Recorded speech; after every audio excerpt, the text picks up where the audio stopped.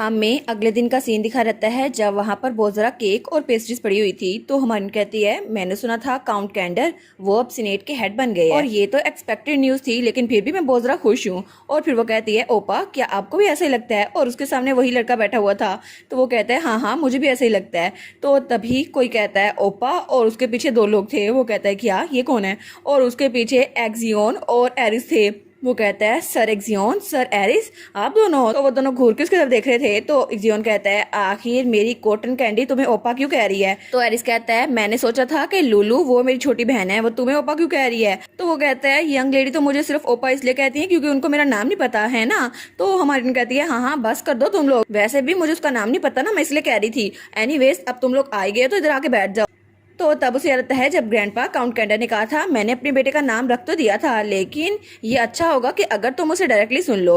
वैसे भी मुझे नहीं पता उसको ये नाम पसंद आया भी होगा या नहीं। और फिर वो कहता है मुझे पता है कि मैंने अभी उससे पूछा नहीं, लेकिन मैं चाहता हूँ मुझे खुद बताए, लेकिन अगर आप उससे पूछ दें तो ज्यादा बेहतर होगा। तो हमारी सोचती है मैं इस फीलिंग को जानती हूँ क्योंकि मुझे भी ऐसा ही फील हुआ था जब डैड ने मुझे मेरा नाम बताया था। तो वो कहती है आपका नाम क्या है ओपा? तो वो कहता है मेरा नाम अजूरा है। तो तब हमारी कहती है इसकी आवाज थोड़ी सी कांप रही थी, लेकिन ये तो बहुत ज्यादा खुशी अपना नाम बताते हुए वो स्माइल करके कहती है अजूरा कैंडर, ये तो बहुत ज्यादा अच्छा नाम है ना? तो वो कहता है जी बिल्कुल, मेरे डैड ने जब मेरी मॉम से बहुत अरसे पहले बात की थी ना, तो उन्होंने मॉम से कहा था कि अगर मैं मॉम की तरह दिखता हुआ तो वो मेरा नाम अजूरा रखेंगे, बिल्कुल स्काई के नाम पर, और फिर वो मेरा नाम ऐसे रखेंगे। लेकिन उसके बाद जो हुआ आपको पता था ना, इसीलिए। तो हमारी कहती है ठीक है। तो फिर अजूरा की मॉम ने भी तुम्हारा नाम बड़ा सोच समझ के रखा होगा है ना? तो वो कहता है क्या? तो हमारी कहती है ये तो बहुत ज़्यादा प्रीशियस नाम है ना, क्योंकि दो लोगों ने मिलकर ये नाम डिसाइड किया था, तो ये बहुत ज़्यादा अच्छा है ना? तो वो कहता है सच में? तो क्या सच में आपको भी ऐसा लगता है? और फिर वो कहता है आपके अल्फाज तो बहुत ज़्यादा अच्छे हैं, बहुत काइंड वर्ड्स हैं आपके। लेकिन तभी एरिस और इक्सियोन घूर के उसको देख रहे थे और उनसे तो डार्क और निकला था। वो कहते हैं आखिर ये चला क्यों जाता है यहाँ से? तो हमारी सोचती है मुझे उसके लिए भी एक नाम डिसाइड करना होगा, उस बच्चे के लिए जो वहाँ तहखाने में है। और फिर वो सोचती है लेकिन नंबर ऑफ एबिलिटीज तो लिमिटेड है और मेरे पास इतना मौका भी नहीं है कि मैं उसके पास जा सकूं, इसलिए मैं उसको लेटर्स और फूड भेज रही हूँ। लेकिन अच्छा हुआ कि उसने वो फूड सारी की सारी खा ली और टोकरी मेरे पास खाली आती है, लेकिन लेटर्स का वो जवाब नहीं देता। फिर भी चलो अच्छा हुआ कुछ खा तो रहा है ना वो। तो तभी वो कहता है हे यंग लेडी। तो वो कहती है क्या हुआ? तो वो थोड़ा सा झिझक रहा था। वो कहती है क्या हुआ मुझे बताओ तो सही। वो कहता है अगर आप अलाउ करें तो क्या मैं भी आपके लिए काम कर सकता हूँ? वो कहती है क्या मेरे लिए काम करना है? वो कहता है ऑफ कोर्स, मुझे पता है मुझे पास सीखने के लिए बहुत सारी चीजें हैं, लेकिन फिर भी जब मेरे पास एबिलिटीज होंगी ना तो मैं आपके काम आ सकता हूँ। तो तब उसका हाथ पकड़ लेती है। वो कहती है हाँ बिल्कुल, अगर अजूरा मुझे ज्वाइन करने का डिसाइड करता है तो मैं उसे खुले दिल से कबूल करूंगी। ठीक है तुम तो बहुत अच्छा काम करोगे बिल्कुल अपने डैड की तरह। वो कहता है सच में? तो फिर मैं ये कर सकता हूँ है ना? मुझे तो बहुत ज्यादा पसंद आएगा। लेकिन तभी एरिस और इक्सियोन उनको देखते हैं। वो कहते हैं ये आखिर ऐसे इसका हाथ पकड़े हुए क्यों है? भाई तो हमें ना इसके। तो वो कहती है नहीं कुछ गलत तो नहीं है ना, है ना? वैसे भी आप डेफनी के बेटे हैं तो आपके पास एबिलिटी जरूर होगी पानी को मैनिपुलेट करने की, और वैसे भी ग्रैंडपा कैंडर के साथ मिलकर आप तो वर्क में भी अच्छे हो जाएंगे। तो फिर वो कहती है और इससे भी ज्यादा बेहतर ये है कि आपके बाल बिल्कुल ब्लू कलर के हैं और आपका नाम भी अजूरा है, बिल्कुल ब्लू। इस तरह से मेरी रेंजर फैमिली में आप भी शामिल हो जाएंगे, क्योंकि उसके बाकी के सारे एडवाइजर वो रेड, येलो, पिंक और ब्लू थे। तो अजूरा कहता है यंग लेडी सच में? तो वो कहती है हाँ वेलकम, मेरी ट्रूप कलेक्शन में तुम्हारा वेलकम है। तो तभी वहां पर एक गार्ड आता है। वो कहता है एक्सक्यूज मी। तो हमारी कहती है क्या हुआ? वो कहता है यंग लेडी मेरे पास आपको बताने के लिए कुछ है। वो कहती है हाँ क्या हुआ मुझे बताओ। तो तब वो गार्ड उसके पास आके कहता है असल में वो यंग लेडी का स्लेव वो बेहोश हो गया है। वो कहती है क्या वो बेहोश हो गया है? लेकिन कैसे? और तब वो भाग के वहां जा रही थी। वो सोचती है उसकी लाइफ तो रिस्क में लगती है, और ऐसा नहीं है कि उसकी हेल्थ बिल्कुल अलग है। मैंने तो उसको खाना खिलाया था ना, फिर भी उसकी हेल्थ ऐसे कैसे बिगड़ गई? और उसके जख्म भी बिल्कुल सही हो गए थे, चोट भी उसको कोई नहीं लगी। तो इस वक्त तो उसे हेल्दी होना चाहिए था ना, और वो तो आराम से रिकवर भी हो रहा था, फिर ऐसा कैसे हो गया? तो तभी वो भागते हुए सीढ़ियों से गिरने लगती है, लेकिन तभी इक्सियोन से पकड़ लेता है। वो कहता है कॉटन कैंडी जरा संभल के चलो। तो तभी एरिस वहां पर आता है। वो सोचता है मुझे लगा था मेरी बहन वो अभी यहाँ से नीचे गिर जाएगी, तो मैं भी तुम्हें सहारा देने के लिए आ गया हूँ। वो कहती है सच में? तो वो कहता है क्या हम लोग चलें? तो वो बेचारी तो बहुत ज्यादा सैड हो गई थी। वो कहती है हाँ मुझे वहां पर जाना है। और जब वो लोग वहां पहुंचते हैं तो उसके इर्द गिर्द मैजिशियन ही थे और वो बहुत ज़्यादा तकलीफ में था। तो सब लोग उसकी पावर को कंट्रोल करने की कोशिश कर रहे थे क्योंकि उससे उसे बहुत ज़्यादा तकलीफ हो रही थी। तो हमारी हीरोइन अपने मुंह पे हाथ रख लेती है। वो कहती है आखिर यहाँ पर हो क्या रहा है। तो तभी उसके सर पे कोई हाथ रखता है और कहता है ये फॉरबिडन कर्स है। वो कहती है फादर। तो उसका डैड कहता है हाँ बिल्कुल, ये कर्स एक ऐसी पावर की वजह से एक्टिवेट हुआ है जिसकी वजह से कुछ फॉरबिडन था और उसको वायलेट किया गया है। वो कहती है क्या फॉरबिडन, लेकिन कैसे। तो तब उसका डैड कहता है अब वो कैसा है। तो मैजिशियन कहता है ये पहली बार है जब मैं इतना स्ट्रॉन्ग कर्स देख रहा हूँ और मुझे लगता है ये इतनी आसानी से एक्सेस नहीं हो सकता। तो वो कहता है लेकिन ये फॉरबिडन चीज़ है क्या जो इसको कर्स दिए हुए है। तो वो मैजिशियन कहता है हेल्थ और स्टेबिलिटी। तो हमारी सोचती है क्या हेल्थ और स्टेबिलिटी, तो इसका मतलब है कि जब वो बहुत ज़्यादा सफ़र कर रहा था तो उस पर यह कर्स एक्टिवेट नहीं हुआ था, लेकिन जैसे ही उसकी हेल्थ स्टेबलाइज हुई तो उसकी पेन बढ़ती गई और इसलिए इसकी हालत ऐसी हो गई है। लेकिन ये कैसा कर्स है, आखिर किसी ने इस बच्चे को ऐसा कर्स क्यों दिया है। तो मैजिशियन कहता है ये बहुत ज़्यादा पेनफुल होगा अभी के लिए, इसके लिए बहुत ज़्यादा पेनफुल होगा। तो हमारी सोचती है एग्जैक्टली लेकिन आखिर ऐसा बैन कोई क्रूल इंसान ही लगा सकता है, ऐसा कैसे हो सकता है, इसको कितना ज़रा मसला होगा ना। तो वो बच्चा अभी भी बहुत ज़्यादा चिल्ला रहा था। वो कहती है तुम ठीक तो हो ना, लेकिन तभी कोई कहता है उसे डिस्टर्ब ना करो। तो तब वो पीछे रहती है और वो बच्चा घुर के उसकी तरफ देखता है और उसके मुंह से भी खून निकल रहा था और वो तो बिल्कुल किसी मॉन्स्टर की तरह लग रहा था। वो कहती है अब मुझे पता चल रहा है कि इसके और मेरे दरमियान जो शॉर्ट डिस्टेंस है उसको मैंने पहली बार महसूस किया है क्योंकि ये तो पहले से भी ज़रा बढ़ गई है और इसकी तकलीफ ये मुझे लगता है शायद इसी से छुटकारा हासिल करने के लिए यहाँ पर आया था ताकि ये मरकर इस तकलीफ से जान छुड़ा सके। वो कहती है मुझे सैड होने की जरूरत नहीं है ना, वैसे भी ग्रैंड मदर से मिल सकता है, मैं तो इसके लिए बुरी हूँ ना।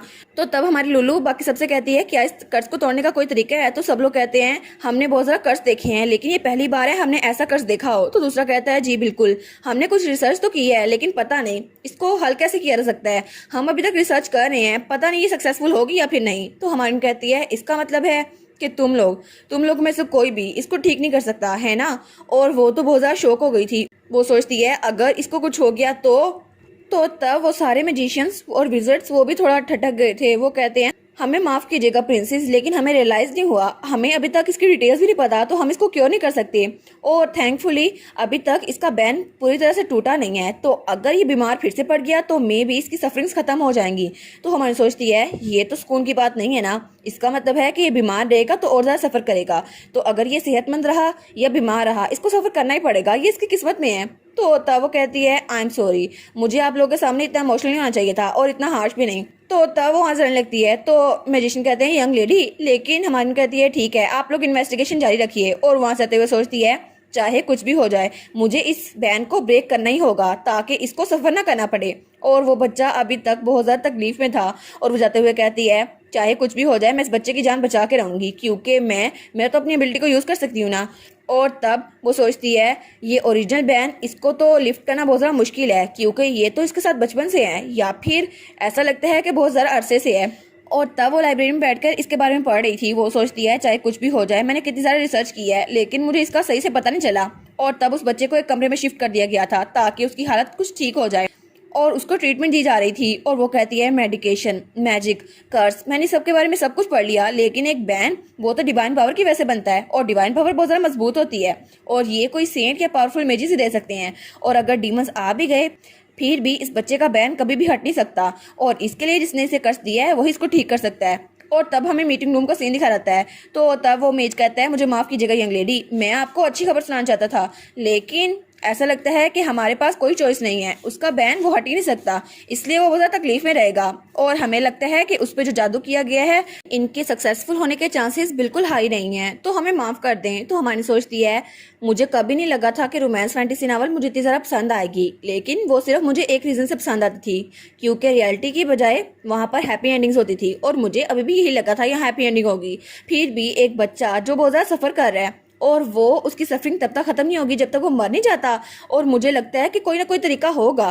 तो वो कहती है वो बच्चा अब कैसा है। तो वो मेजिस कहते हैं अब तो वो थोड़ा सा ठीक है क्योंकि पेन अब खत्म हो चुकी है, वैसे भी उसको बुखार हो गया है तो लगता है उसका बैन थोड़ा सा ढीला पड़ गया है इसलिए। तो हमारी कहती है तो ऐसा लगता है कि पेन की वजह से उसका बैन थोड़ा कमज़ोर पड़ जाएगा है ना, तो वो उसको टॉलरेट कर सकता है। तो वो कहते हैं जी हमें भी ऐसा लगता है। तो हमारी सोचती है लेकिन पेन किलर्स भी कोई फायदा नहीं देंगे उसको, इसकी वजह से उसका बैन एक्टिवेट हो जाएगा। तो मुझे लगता है इसको करने के लिए उस बैन पे प्रेशर डालना पड़ेगा, है ना, या उसको रेजिस्ट करने की पावर होनी चाहिए। तो तब वो कहती है चैम्बरलेन, तो वो कहते हैं जी, तो वो कहती है ईथर, इसका इलाज ईथर है। तो वो लोग कहते हैं क्या ईथर? तो हमारी कहती है हाँ बिल्कुल, उसके पास ईथर है ना, तो हम उस ईथर को मजबूत करेंगे ताकि वो बैन थोड़ा कमजोर पड़ जाए। तो वो लोग कहते हैं लेकिन हमने तो इस बारे में कभी नहीं सुना, और हमने तो ये कभी नहीं सुना कि एक बच्चा जो एक टाइम पे 2 मैजिक यूज कर सकता हो, उसका ईथर लेवल इतना सारा लो हो। और वैसे भी उसका ईथर लेवल वो तो सिर्फ उसकी पावर के हिसाब से बढ़ सकता है ना, और ये तो बचपन में ही होता है, जब कोई बच्चा पैदा होता है तो उसके साथ ही उसका ईथर लेवल भी पैदा होता है और उसको बढ़ाया नहीं जा सकता। तो हमारी कहती है लेकिन ईथर बैन को कैंसिल तो कर सकते हैं ना। वो कहते हैं जी जी, ये पॉसिबिलिटी है तो सही, लेकिन ईथर लेवल इतना लो होने की वजह से वो बैन को खत्म नहीं कर सकता।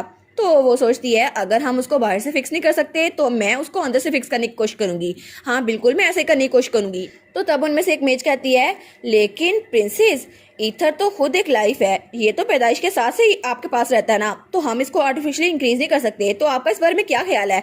तो हमारी सोचती है इस दुनिया में मुझे लगता है चीज़ें ऐसी होंगी, लेकिन अगर मैं ईथर को क्रिएट नहीं कर सकती तो मैं भी उसको बढ़ा सकती हूँ अपनी पावर के जरिए। तभी उसके पास नोटिफिकेशन आती है, वार्निंग, आप ऐसा नहीं कर सकती। वो कहती है क्या, एक वार्निंग? तो वहां पर था कारमा बहुत ज़्यादा डेंजरस हो सकता है, अगर आप उस इंसान के ज़्यादा करीब गई तो आपकी ज़िंदगी भी खतरे में आ जाएगी। वो कहती है एक वार्निंग विंडो, लेकिन अचानक से कैसे? तो वहां पर लिखा था अगर आप उसके ज़्यादा करीब गई, उसके साथ रिलेशनशिप ज़्यादा बढ़ाया तो उसके खतरात बहुत ज़्यादा होंगे। तो डियर रीडर, आपको वाइजली चूज करना होगा। वो कहती है ये डेविल की तरफ से एक मैसेज है। तो तब वहां पर लिखा हुआ था जी, आप रीडर हैं और आप अपनी डेस्टिनी के टर्निंग पॉइंट पर हैं। अगर आप उसकी हेल्प करेंगी तो आपकी लाइफ खतरे में पड़ जाएगी, और अगर आप उसकी हेल्प नहीं करेंगी तो आपको उम्र भर पछतावा रहेगा। तो ये चूज आपको करना है कि आपको पछतावे के साथ जिंदगी गुजारनी है या उसकी हेल्प कर कर अपनी डेस्टिनी खराब करनी है। तो हमारी सोचती है क्या सच में मुझे ये करना पड़ेगा? तो तब उसे उस डेविल की बात आती है जो कहता है तुम्हें उस वजह से दूर रहना होगा, क्योंकि ये दुनिया काज और इफेक्ट पे चलती है। अगर तुमने उसके साथ अच्छा किया तो मे भी उसका इफेक्ट कुछ और हो। तो हमारी नमाज जाते हुए सोचती है ठीक है, तो फिर मैं अपनी फेट को खुद चेंज करूंगी और मुझे वही हासिल करना होगा जो मैं चाहती हूँ, क्योंकि ये लाइफ ये तो मैंने खुद चूज की थी ना, यहाँ पर इनकारनेट होकर मैं खुद आई थी, इसलिए ये मैं खुद ही करने वाली हूँ। और चाहे जो कुछ मर्जी हो जाए, मैं उस बच्चे की लाइफ बदल के रहूंगी ताकि उसको दोबारा से इतना ज़्यादा सफ़र ना करना पड़े।